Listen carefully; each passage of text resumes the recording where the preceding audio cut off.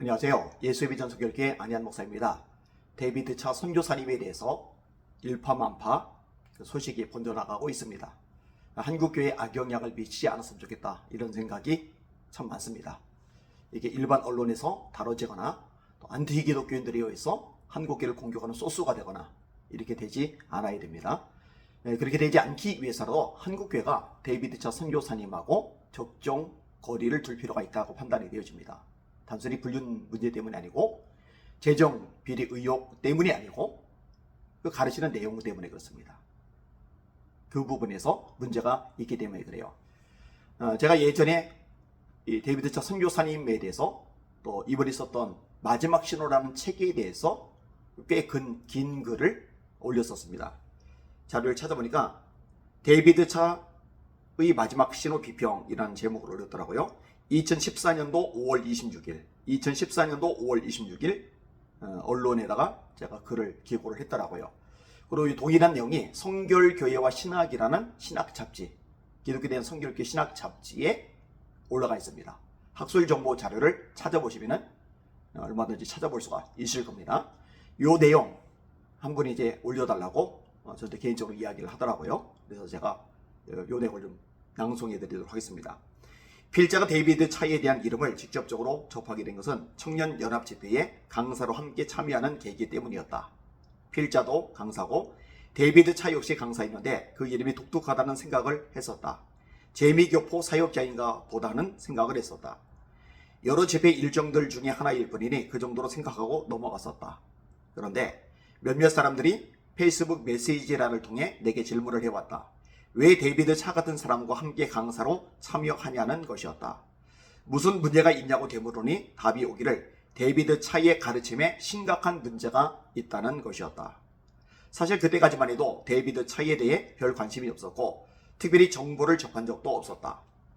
그러나 항의 메시지를 몇 개 받고 나니 상황이 달라졌다. 왜 이런 이야기들이 들려오는지 확인을 할 필요가 있다는 판단이 들었다. 그러던 중에 접한 것이 기독교 포털 뉴스의 정윤석 기자가 쓴 데이비드 차 관련 기사였다.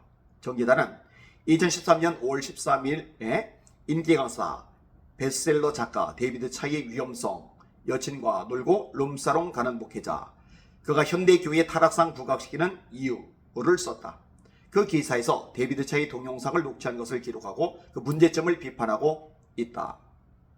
그 비판 내용, 얼굴을 공개하지 않고 있는 데이비드 차 얼핏 내용만 보면 이게 요즘 잘 나간다는 한국교회의 유명 강사인 데이비드 차의 강연 내용인지 의심스러울 정도다. 정확하지 않은 시간과 사실들, 시중에서 떠도는 어디선가 들은 유언비어 같은 얘기에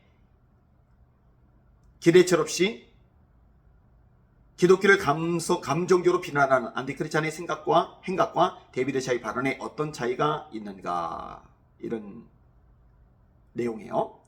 정윤석 기자는 2013년도 5월 19일에 두 번째 기사를 올리는데 인기 강사, 베스트셀러 작가 데이비드 차의 위험성 2, 마지막 신호에 예수님이 사인해줘, 황당한 직통기시라는 제목의 기사이다.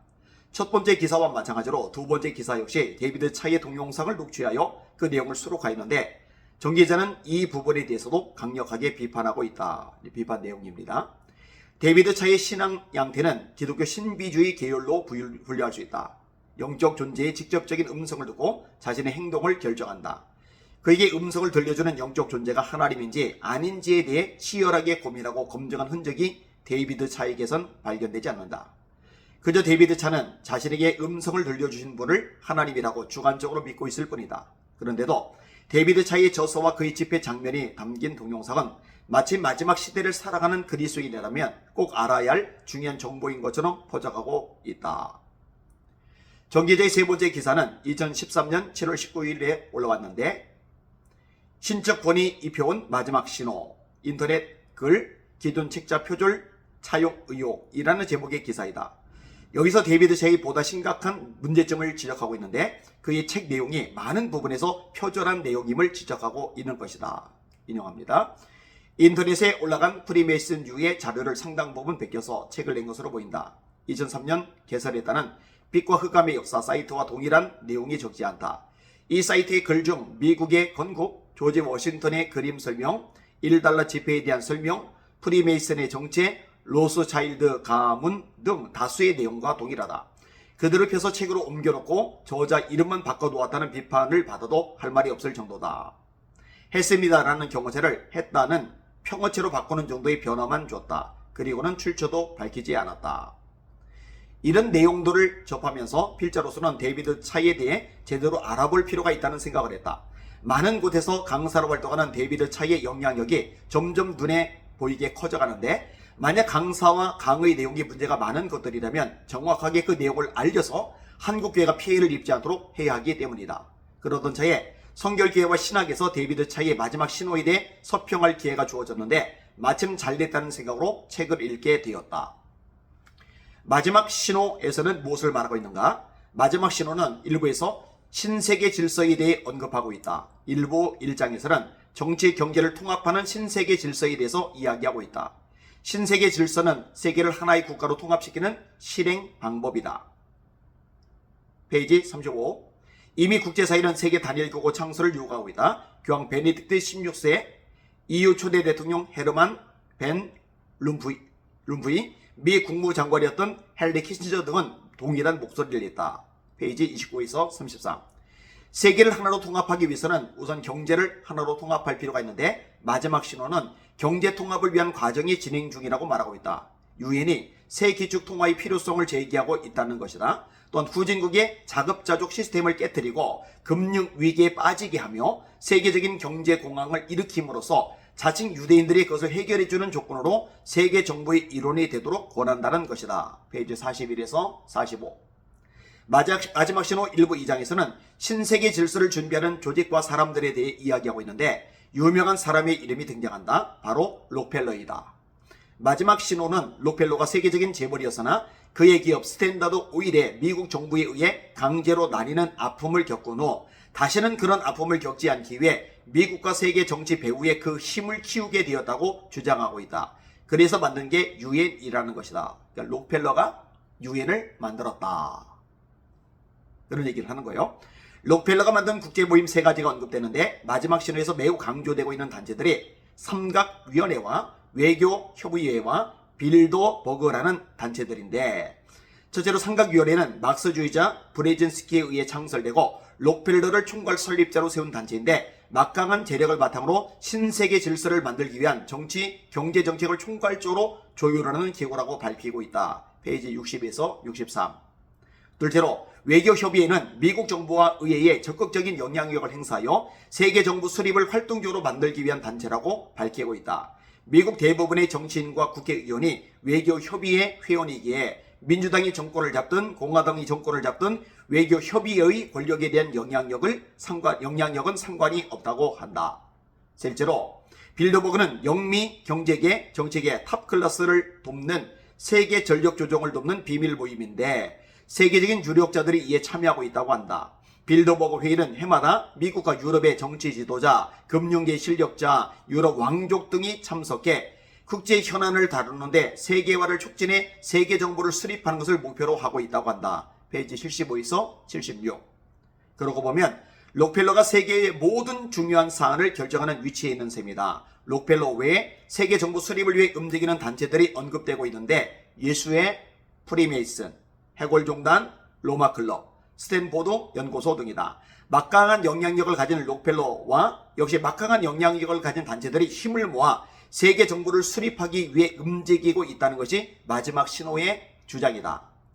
마지막 신호 1부 3장에서는 통합되는 종교에 대한 내용을 다루고 있다. 세계 단일 종교협의회가 1994년 인도 델리에서 시작되었고, 이 모임에 10만 명이 넘는 지도자들이 제7회 세계 종교회의라는 이름 아래 모였다. 유엔이 세계 정부를 만들기 위해서는 이런 종교 모임을 활용해야 하는데, 그런 종교 통합이 다니엘이 말한 멸망에 가증한 것이라고 주장하고 있다. 페이지 117에서 119. 마지막 신호는 그런 작업이 결국 기독교 말살 정책으로 이어진다고 말한다. 그러면서 세계 곳곳에서 불법화되어 박해받고 있는 기독교의 현황이라며 여러 근거들을 제시하고 있다. 우리나라의 경우 차별금지 법안을 통과시키려 한 내용이 들어가 있고, 해외의 경우 영국의 인종적 종교적 증오에 관한 법, 미국의 혐오 범죄 방지 법안의 내용이 들어가 있다. 페이지 121에서 124. 마지막 신호 일부 4장에서는 통합되는 과학에 대한 내용을 다루고 있다. 정치, 경제, 종교에 이어 이제는 과학을 말하는 것보다 하고 크게 생각할 수 있지만 사실 요즘은 베리칩, 생체칩에 대한 내용을 과학이라는 거창한 이름으로 잡은 것이다. 요즘은 그 베리칩이 계시록에서 말하는 666이며 그것을 통해 몸에 이식하는 것을 심판을 자처하는 것이라는 점이다. 페이지 133에서 149. 이어지는 내용의 전개는 책을 읽는 기독교인 독자들이 겁을 먹을 만한 내용들이다. FEMA 연방비방관리기구에 대한 것인데 FEMA 연방비방관리기구는 미국의 어떤 기관보다 강한 권한을 가지고 있는 곳이라고 이야기한다. 영장 없이 시민들을 체포, 구금하고 재판 과정 없이 감옥에 보낼 수 있다. 심지어는 미국 헌법까지 무력화시킬 수 있다는 것이다. FEMA 연방비방관리기구가 운영하는 수용소는 결국 베리칩을 거부하는 기독교인들이 갇혀 순교할 곳이라는 주장이다. 페이지 166에서 171. 일부보다 짧은 분량의 마지막 신호 2부에서는 성경에서 말하는 마지막 때와 오늘의 현실이라는 주제를 다루고 있다. 그 1장에서 세계 단일 정부의 필요성이라는 제목을 단 후 그 안에 세상 끝에는 무슨 징조가 있을까라는 항목 하나만을 놓고 있다. 말세와 관련한 성경 구절을 인용하고 그에 관해 간단하게 설명하고 지나가고 있음을 확인할 수 있다. 본문에 대한 석이나 해석, 적용의 과정이 거의 생략되어 있다. 페이지 175에서 184. 당연하죠. 석이, 해석, 적용의 과정을 거칠 만한 역량이 없거든요. 성경을 모르거든요. 신학을 공부한 적이 없거든요. 이때에. 지금 이제 목사 안수를 받았지만 그래서 패턴은 똑같이 가고 있죠. 마지막 신호 2부 2장에서는 신세계 질서를 준비하는 자들의 뿌리라는 제목으로 내용을 전개하는데 앞에서 다른 프리메이슨에 대한 이야기를 다시 장황하게 늘어놓고 있다. 미국의 건국은 청교도에 의해 이루어진 것이 아니며 유럽의 프리메이슨 중에 유대계 자본의 후원으로 세워진 나라가 미국이라는 이야기도 등장한다. 그러니까 미국의 건국 자체도 음모론인 거죠. 프리메이슨이 계획적으로 세운 나라가 미국이다. 청교도들이 의해서 세워진 나라가 미국이 아니다. 그 얘기를 하는 거죠. 1부에서 록펠러에 대한 이야기가 정확하게 나왔다면 2부에서는 로스차일드 가문 이야기가 많이 강조되어 있다. 유럽 경제를 손에 쥐는 로스차일드 가문이 일루미나티의 사상을 받아들였으며 세계 정복의 공작을 꾸미게 된다는 것이다. 이 가문은 미국에도 손을 뻗치게 되는데 모건, 카네기, 해리먼 그리고 일부에서 많이 강조된 록펠러 등이 로스차일드의 자금을 받아 거부가 된 사람들이라고 말하고 있다. 페이지 185에서 190. 록펠러 어마어마한 부자가 로스차일드 가문이 아니었다면 부자가 되지 못했을 거다. 이런 논리인 거죠. 마지막 신호 2부 3장에서는 사단의 군대 우두머리 제수이트라는 제목으로 예수의 이야기를 하고 있다. 예수에는 이그나티우스 로율라에 의해 창설된 주적으로 두 가지 최종 목적이 있는데 첫째는 세계 정치권의 장악이고 둘째는 세계 종교의 통합이라고 한다. 성모 마리아 숭배를 받는 것이 예수회이다. 페이지 201에서 214. 책의 주장은 새로운 측면을 드러낸다. 앞에서 매우 강조된 록펠러가 로스차일드 가문의 지원으로 부자가 됐다고 하더니 이젠 록펠러가 프리메이슨의 최고 직위를 가지고 있을 뿐만 아니라 예수의 영향을 받는 인물이라는 것이다. 결국 예수회가 우두머리를 차지하게 되는 셈이니 3장의 제목과는 잘 연결되고 있는 셈이다. 페이지 219에서 223. 마지막 신호에 대한 비판 1. 근거 제시가 빈약하다. 상당히 중요한 이야기들을 전개하고 있음에도 불구하고 마지막 신호는 근본적으로 심각한 문제를 드러낸다. 근거 제시가 빈약하다는 것이다. 프리메이슨에 대한 이야기를 하면서 미국의 CIA도 프리메이슨의 관리하에 있다고 말하지만 그에 대한 근거는 제시하지 않는다. 페이지 115. 예수에 대한 발언을 했다고 인용되는 인물들과 그들이 한 말이라면서 여러 사람들을 등장시키는데 링컨 대통령, 워싱턴 대통령, 클리포드 교수, 존 애덤스, 아돌프 히틀러, 교황 클레미, 토마스 칼라일 등 그에 대한 근거 자료는 전혀 제시되지 않고 있다. 페이지 113에서 116. 단적인 예들을 들었지만 대부분의 주장이 동일하다. 명확한 근거를 밝히지 않은 채 단정적으로 서술하게 있기 때문에 주장의 신뢰성을 떨어뜨리고 있는 것이다. 어떤 책이든 주장을 할 때는 근거를 제시를 해야 됩니다. 근데 근거 제시 않고 기정사실인 것처럼 선언적으로 얘기하면 안 되는 거죠. 2. 성경에 대한 연구가 빈약하다. 마지막 때에 대한 이야기를 다루고 있는 마지막 신호이며 그 뿌리를 성경이라고 말하고 있음에도 불구하고 현상적인 것들을 나열할 뿐 마지막 신호는 성경적인 근거들을 제대로 제시하지 못하고 있다. 성경을 모르니까요. 그나마 성경을 많이 다루고 있는 부분은 2부 1장의 세계 단일 정부에 대한 필요성이라는 항목에서이다. 1. 미혹하는 자의 출현 마태복음 25장 5절에서 6절 누가복음 21장 8절 2. 난리와 난리의 소문 마태복음 24장 6절 마가복음 13장 8절 3. 전쟁 마태복음 24장 7절 마가복음 13장 8절 누가복음 21장 10절 4. 기근 마태복음 24장 7절 마가복음 13장 8절 누가복음 11장 11절 5. 지진 성경 구절 장절 표시 없음 6. 전염병 누가복음 21장 11절 7. 무선일 누가복음 21장 11절 8. 하늘의 징조 누가복음 21장 11절 9. 복음의 세계 전파 마태복음 24장 14절 멸망 10. 멸망에 가증한 것 마태복음 24장 15에서 16절 11. 지식에 더하더라 다니엘서 12장 4절을 언급하고 있는데 극히 일부분의 성경 인용조차도 성경 본문에 대한 서구의 해석 적용의 단계가 확실히 무시되고 있다. 그리고 이 구절들은요 사실 성경을 조금만 알아도 쉽게 말할 수 있는 겁니다. 이런 구절들이 록펠러하고 무슨 연관이고 로스차일드 가문하고 무슨 연관이고 예수회하고 무슨 연관이고 삼각위원회와 무슨 연관이 있고 이게 설명이 안 돼요. 설명 못하죠 당연히. 3. 표절 의혹에서 자유롭지 못하다. 앞서 인용한 정윤서 기자의 기사 내용을 보면 데이비드샤의 마지막 신호가 그림자 정부 이리유 카바최를 상당 부분 표절했음을 밝히고 있다. 그뿐이 아니다. 장화진 작가가 운영하는 빛과 흑암의 역사라는 인터넷 사이트의 글을 무작위로 사용한 덕분에 장 작가가 데이비드 차로 오해받는 일까지 발생했다. 책을 쓰면서 내용 전부를 자신의 것만으로 채운다는 것은 쉬운 일이 아니며 꼭 그렇게 해야 하는 것도 아니다. 그러나 다른 사람의 자료를 인용했다면 그것을 정직하게 밝히는 것이 옳은 일이다. 그러나 데이비드 차는 그런 과정을 철저하게 무시하고 있다. 그럼에도 불구하고 공식적으로 사과를 하거나 잘못을 시인하는 모습을 보이지 않고 있다. 성령의 열매를 강조하는 데이비드 차이지만 페이지 235 정직하지 못한 것도 성령의 열매인지 묻고 싶다. 예수님이 사인해준 책이 표절한 책이에요? 거짓말로 내가 썼다고 말하는데 표절한 거잖아요. 이거 자체가 성령의 역사일 수가 없는 거죠. 그런데 이런 책에 열광을 해요. 어리석고 미련하죠. 이런 분의 강의에 열광을 하고 빠져들어요. 헌금을 해요. 어마어마하게 미혹당하는 거죠. 4. 대한민국에 대한 과도한 의미고요. 마지막 신호의 에필로그는 깨어나라 일어나 주님의 군대로 서라는 제목으로 되어 있다. 내용을 읽다 보면 대한민국에 대해 과도하게 의미를 부여하고 있음을 보게 된다. 이스라엘은 유라시아 대륙의 서쪽 땅 끝에 지중해와 접해 있고 대한민국은 유라시아 대륙의 동쪽 땅 끝에 태평양과 접하고 있는데 이것은 우연이 아닌 하나님의 섭리라는 것이다. 페이지 227. 유대인은 복음의 첫 주자이고 대한민국은 마지막 주자라는 것이다.